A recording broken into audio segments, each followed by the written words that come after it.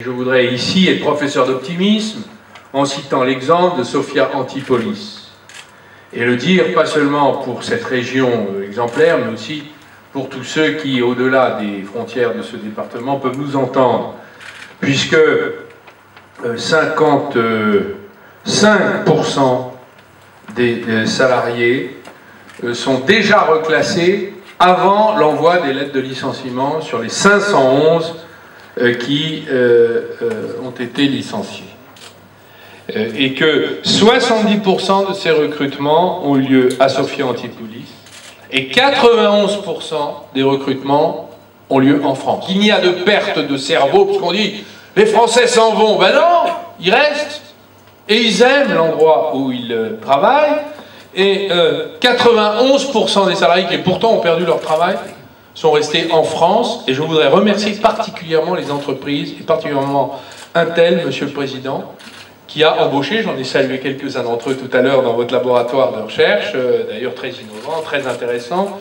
Vous en avez recruté 29. Et je voudrais vous en remercier au nom du gouvernement français.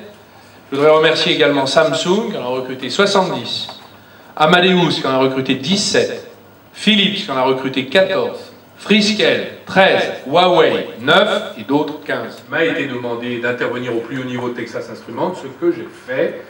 Je crois que les questions ont été posées, les réponses n'ont pas été celles que nous attendions, mais nous avons pu trouver un dialogue constructif qui a permis finalement d'organiser, avec l'aide de Texas Instruments, le reclassement accentué, accéléré de beaucoup de personnes. Donc nous pouvons aussi dire que Texas Instruments a fait les efforts nécessaires, et je tiens à leur adresser aussi une part des remerciements que nous adressons aussi aux autres forces. Pour nous, Sophia Antipolis est un point d'appui considérable pour notre pays dans les investissements microélectroniques et logiciels services, télécommunications et numériques.